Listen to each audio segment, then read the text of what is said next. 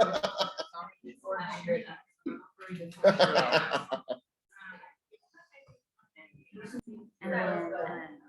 I think is still listening. All right. Hi, everybody. My name's Sarah, and I am a teacher that has taught for 10 years. I teach in Henderson, Kentucky. This is my, oh goodness, 7th year in kindergarten. And I'm going to talk about phonics today and how I use phonics from basically the start of learning the letters and sounds all the way up to writing complete complex sentences. So I'm sorry, it's so cutesy. My tiny human actually picked this one out for us. The slides anyway, and I'm not going to put it in present mode just because I'm having some internet issues. The wind is really strong, and so my internet keeps going in and out. So what I'm going to talk about is phonics, just really fast, what it is and why it's important. We all know why it's important. Heggerty, why I love it, why I use it, and why it's amazing. I'm going to talk about my guided reading briefly. I'm going to talk about mixed up sentences, how I teach writing in my room, and then, of course, after Emma goes, we'll talk about, we'll have questions if you guys have any. Dr. Seuss and Dumbledore are my two favorite people to quote. You'll find all these quotes around my desks, but the more things you read, the more things you'll know, the more things you learn, the more places you'll go. And that's true because my kids have come in, especially with COVID being such a factor. My kids come in, of course, not independent. I teach kindergarten, so they come in not independent, and not all of them know their letters and sounds. So we start from the ground zero and work our way up. I've got several kids now that are reading at a 2nd grade level. I've got kids that are still working on letters and sounds. Again, it's all about exposure. And the kids that are still working on letters and sounds, those are the ones that have struggled with being present in school or having several siblings. So their COVID leave during the year has just become extended. It's been from 10 days to almost a month just because it restarts when their siblings start showing symptoms. So it's all about exposure. And so phonics is beneficial to all, harmful to none, and crucial to some, because as we all know, it's beneficial. It gets us to learn to read. It gets us to learn to write. It's not harmful at all. And it's crucial because some readers, they need to look for patterns. They need to look for words and sounds and how it applies to them in both written and spoken language. So I do Heggerty every day in my room. It's a flip book. I actually have it with me today. Mine is blue. In my school, we use kindergarten through 3rd grade uses Heggerty every day. And it's Common Core aligned. It's planned out for you, which is great. And the kids love it. It takes, at the beginning of the year, it takes maybe 20 minutes. But now that we're proficient, it takes maybe 5 or 10 minutes every day. It's how I usually start my guided reading. Last year during COVID, we were handed Phonemic and Pinnell. It was just kind of delivered one day. And so we really took last year, and this year we've really learned how to use it. So we've backed off Heggerty, but my team and I still think it's very important to use just because it is so important. And it teaches more phonics skills. We found that Phonemic and Pinnell doesn't necessarily teach, really dive into the phonics like we're used to seeing. And because of MAP scores and the new KSAT tests, we really want to make sure that we're hitting all points. We go through, like I said, every day we chop words out, we do roller coasters, and that leads me into guided reading. Because while I do that all whole group in my guided reading, I do use Phonemic and Pinnell. And I spend 4 days on guided reading, and then Friday, like I said earlier, my kids aren't very independent this year. We actually just got super independent the past month or so. So I give my spelling tests in small groups because each group, while we have mostly the same words, they struggle with being able to do. Some groups struggle with middle sounds, some groups struggle with last sound. So it just depends on the group. So that's why I like to give my spelling test in small groups. And it ranges. So like every day we'll start out with magnetic letters, or we'll start out with boxes and they have to put the letters in the boxes to make a certain word. We will of course read the story. I use 2 stories a week. And the first time we do kind of like a group read, and the second time they read it on their own, and I tap on their story or on their book so they can read whatever page they're on, or the 2 pages that they have. We always write every day in our guided reading groups. On Fridays, that's our spelling test and a sentence. I have a dictation sentence for them to write. But on Monday through Friday, it always is based around the story. After guided reading groups, oh, sorry, let me go back. I apologize. My guided reading groups, I don't have more than 5 in a group. I'm lucky enough because I'm the +1 teacher this year to have our reading recovery teacher as well in my classroom. So my kids actually get 2 guided reading groups in one day. They go to me and they go to her every day, which is phenomenal. They'll go to a listening center or their morning workstation every day as well. And then I was also lucky to have a student teacher this year. So she's in charge of like my sight words. So she plays a sight word game, or she works on sight words and sentence structure for me quite a bit. And my assistant, she monitors the kids that are by themselves, or she's pulling kids to run tests like their sight word test, or just that progress monitoring. We are also doing something called Exact Path, which is based on MAP scores. It's a program that we're piloting this year in my district. My school is piloting it, and it's good. It took in place of Head Sprout, which I liked Head Sprout, but I also like Exact Path as well. But once it gets hard, it doesn't circle back, and I wish it circled back for the kids that are really struggling with those skills. So now I'll go to mixed up sentences. After small groups, we go and read our IRA for the day and interactive read aloud. And the kids love it. But before I release them to respond to their read aloud, we do something called mixed up sentences. And it's just to work on their word work, being able to sound out words and seeing sight words that may be familiar, but they're not written correctly. So when they write them incorrectly, they can point them out, because for a lot of them, they might forget the E on the word like, or they might put an I in my, because that's what they hear at the end. I use visual phonics every day. So if we're sounding a word out, we'll use visual phonics to help them get that visual of what that sound or that letter should be. So my 2 examples here are, that first one says, I like to see my cat. And my higher ones will actually be able to, before I think we talk about the word cat, they'll be able to say, oh, that's an A, or, oh, you're missing your period. They like to tell me that I'm a terrible sentence writer all the time. And of course, some of them realize I'm doing it on purpose, and some of them have no idea, which I find funny because they tell me that I'm terrible every day. And then the other one, my second sentence is, did you find the fox in the box? And this is where I talk about my sentence structure. I talk about it in my small groups, and I talk about it whole group too, but for them to actually point it out to me. And some days I'm the one that fixes it, and some days they come up and fix it. It just depends on really what my time limit is that day, because some days are much more rushed than others, and it just kind of depends.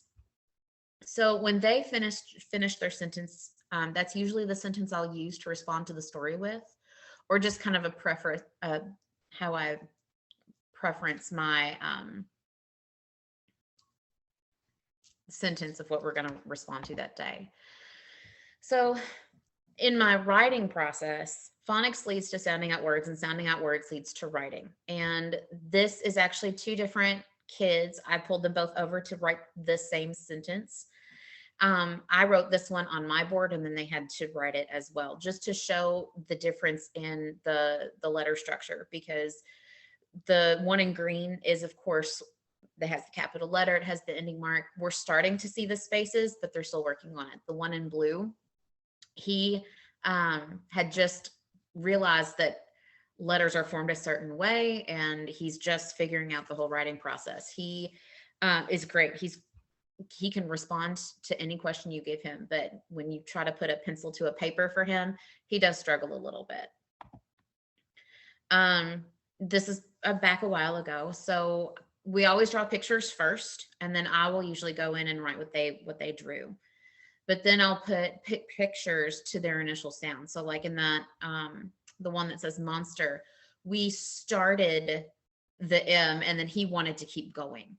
So I wrote the word, and then he wrote it underneath mine. This is the same student that was in green. He has come so far. I'm really, really, really proud of him. He's really taken it and just past 2 weeks just started running with it. So I'm just super proud of him. So they always create their own creative spelling. In my last picture, I don't think I have any creative spelling, but we, the word favorite, Favrit. Is that spelled correctly? No, but it's the sounds they hear.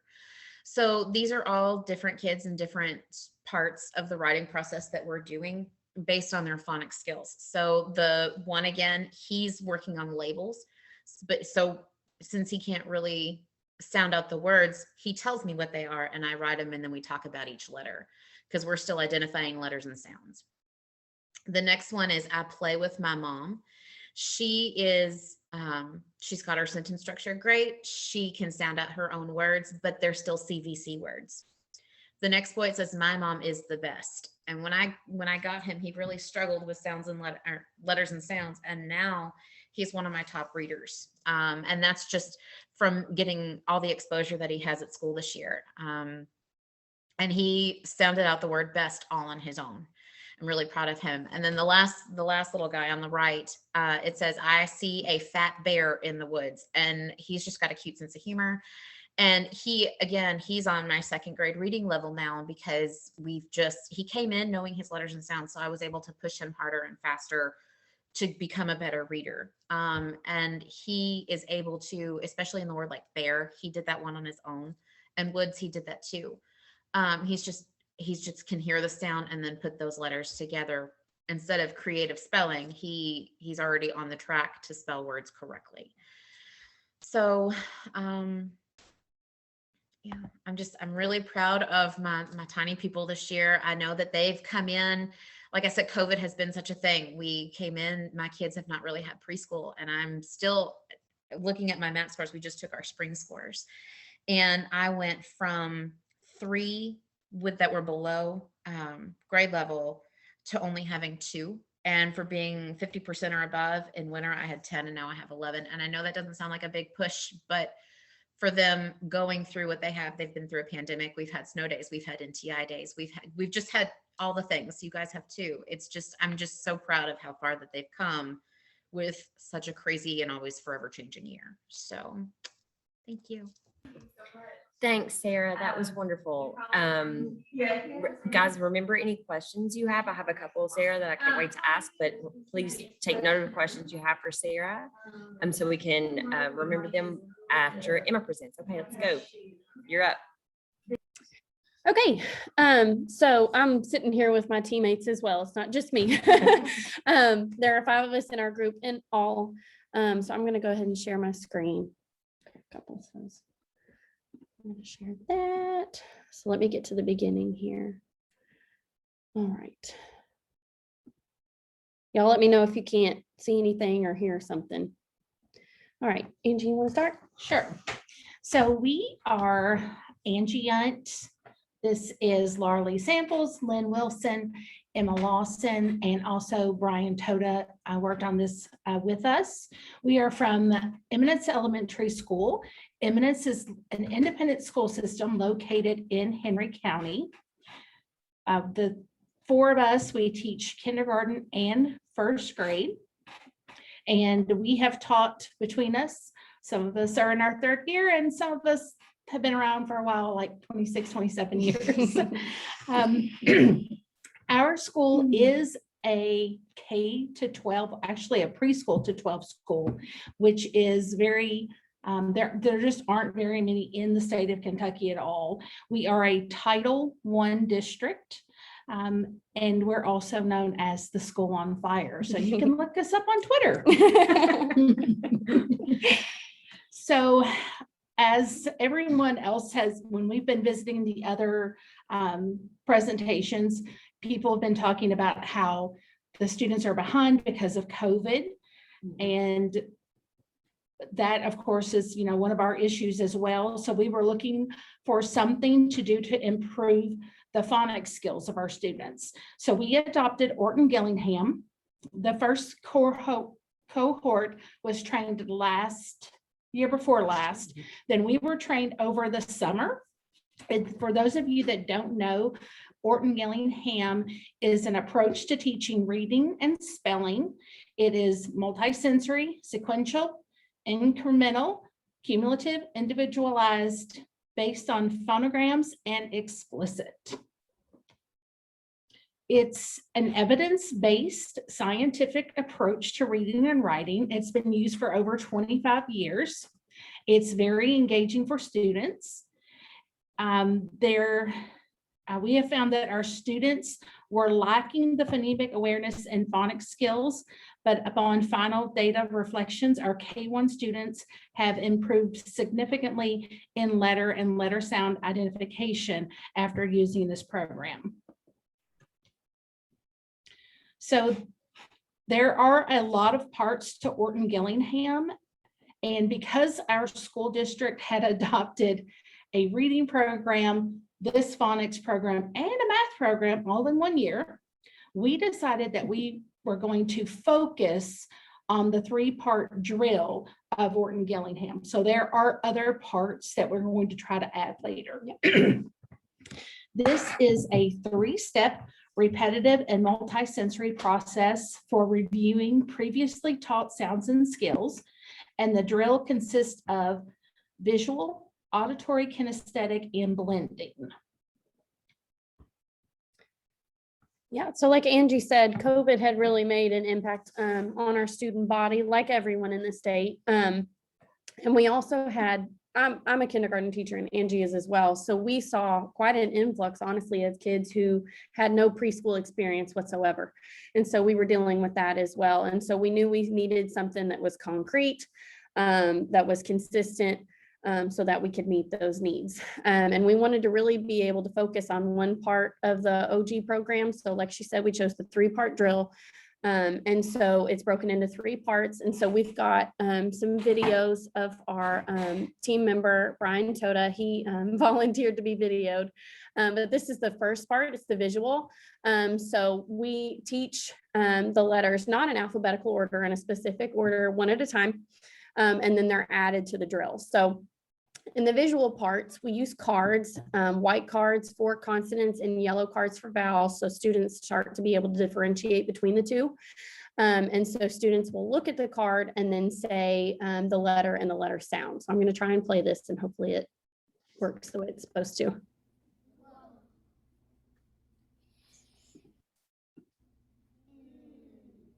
So the volume's kind of low, but he quickly just holds up the card. They repeat the sounds. Yeah, you can kind of hear them now.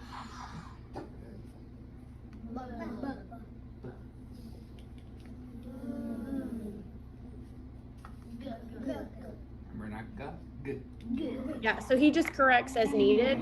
And if you'll notice, he's already organizing his cards into the blending board, which comes in another part of the drill.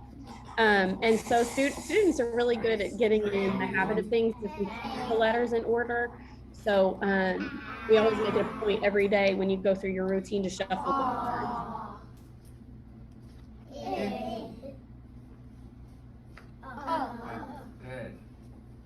Good.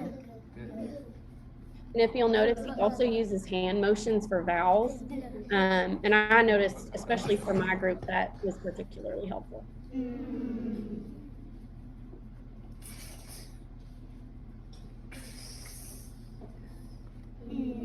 Wow, kiss your brains, that was awesome. All right, so the second part of the drill is the auditory part, where students will listen for the grapheme or the letter and letter sounds, and then they'll write in some multisensory way what letter they hear. And so you'll see Orton-Gillingham has the sand trays, and so this is what's being used in the video. All right, I'm thinking of a sound. It says,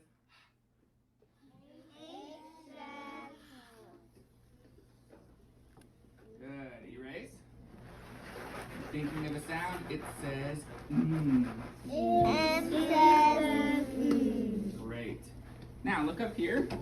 Is this M? No. No, it's not. Dylan Armstrong, why is this not M? What's it missing?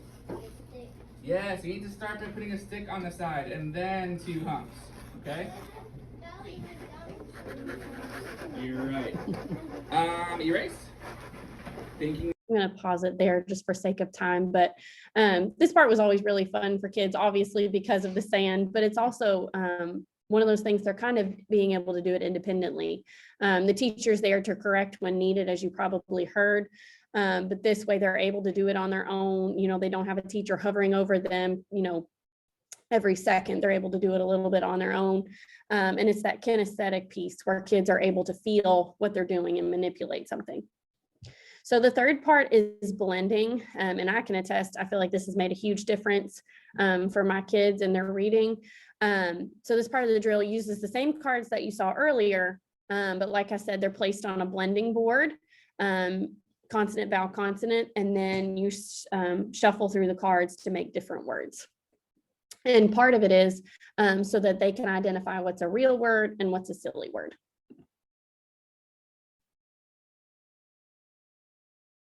Still alone. Here we go.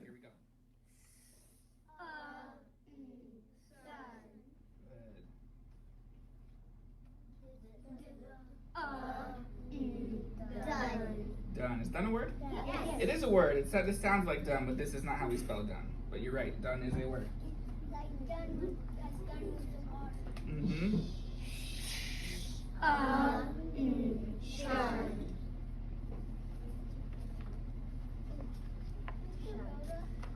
Hmm. What does shun mean? Shun means to ignore someone. Mm-hmm. Shots. I get shots. I get shots on my own. Let's not talk in between. Yam. Yam. It's like a sweet potato, remember? Potato. Here we go. You're sitting on one. Here we go. Here we go. Is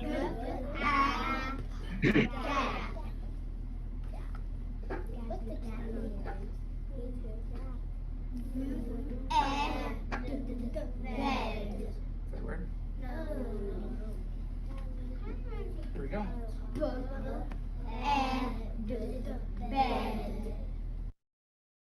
All right. One thing we will say about the blending board is that it's really important for the teacher to make sure they're aware of what letters are on the board, because sometimes you end up with things you don't want.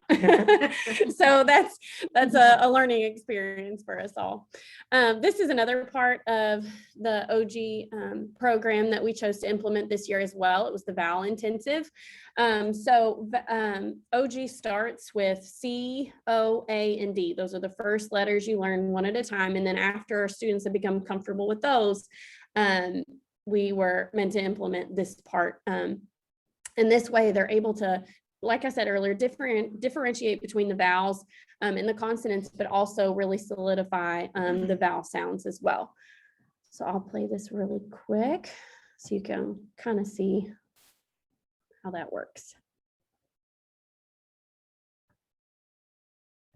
The last one came up, so hopefully this one works too. Oh, let's see if I can.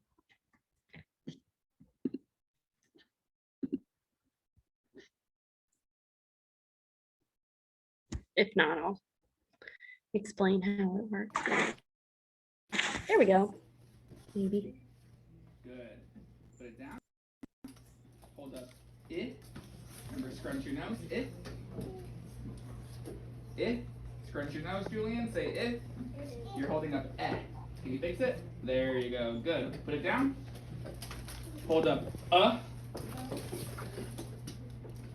Yes. Good. Put them down. Hold up. Ah. Where's my O? Ooh, I don't know, bud. Okay, last one. Hold up. Eh.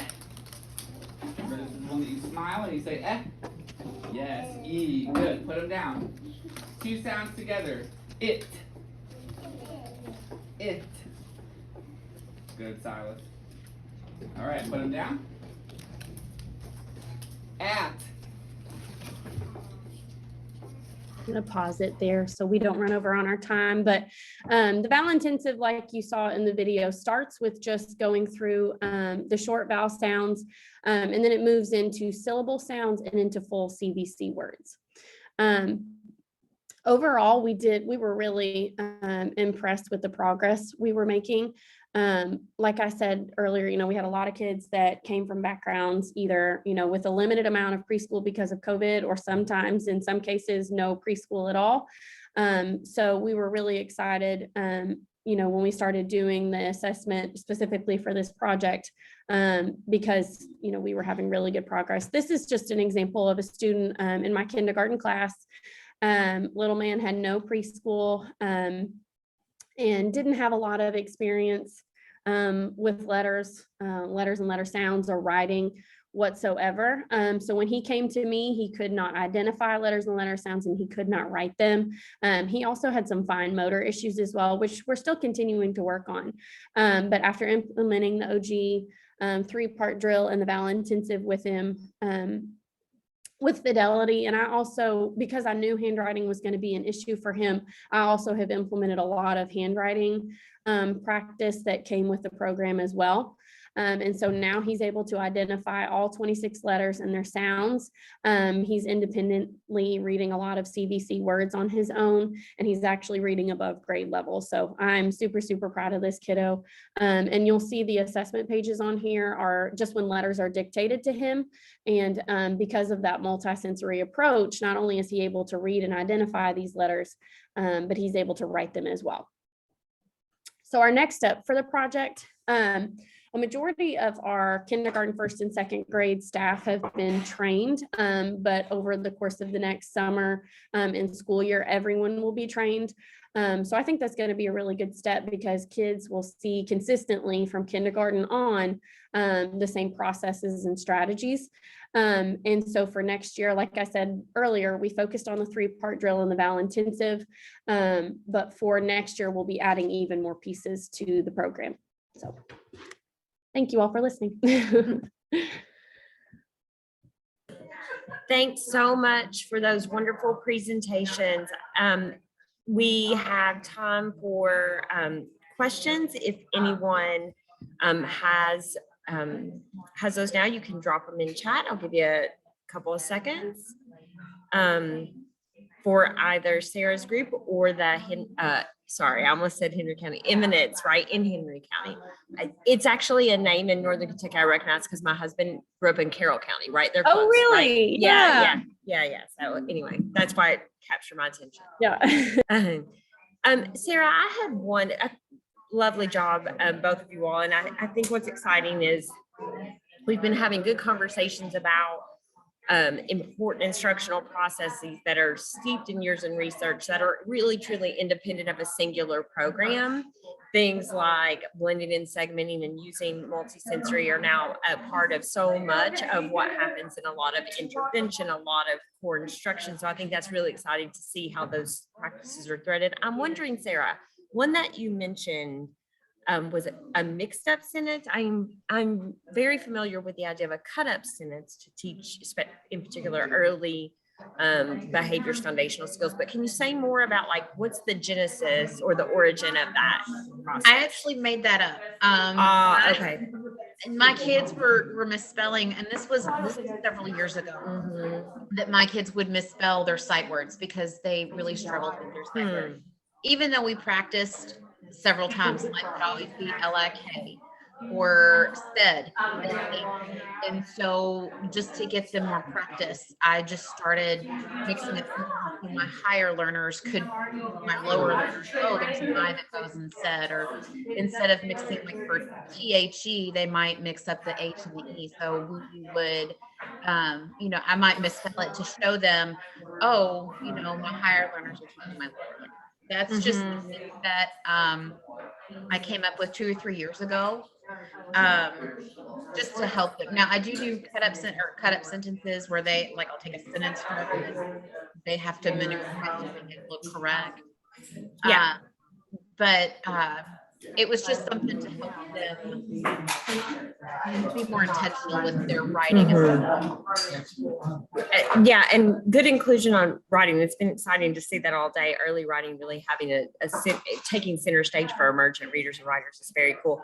I'm glad you mentioned though the caveat about for your kids who are higher, because working with struggling readers all day, they can get turned around real fast, right? Like, so I'm glad that support. Yeah. Okay. Other questions for Sarah or the Eminence group before we shut down this very long, exciting day, right? It's been great.